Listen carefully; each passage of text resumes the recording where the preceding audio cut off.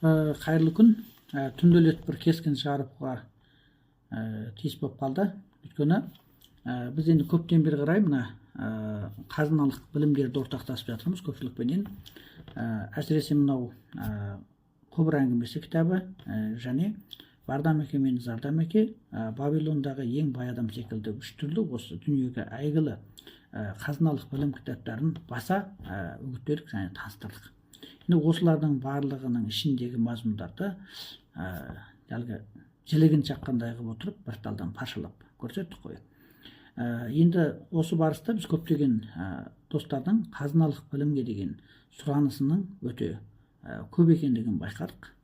Соныменен көптеген достарда бізге осындай бір арнаулы түрде үйрену болса деген сұраныс келді. Сол сұраныстың талабы бойынша бүгін осындай бір класс аштық достар. Мынау отбасының және дүкеннің есебін дұрыс басқару жағында үйретеміз. Осы жағында сұраныс бар достар.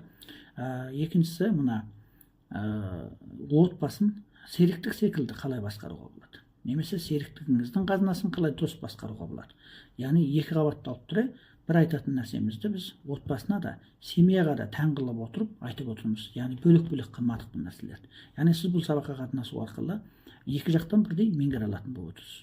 Үшінші жақтан қарыздан қаржыға дейін деген тақырып қойдым. Үшіншісіне қарызды, мал-мүлікті және қаржы қосуға дейінгі танымды біз бір талдан түсіндіріп береміз.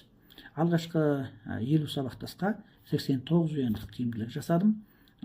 Осы тиімділіктен қағыс қалмаңыздар. Бұйырса сабағымыз бірнеше күн ішінде басталатын болады. Тезден тізімделіңіздер.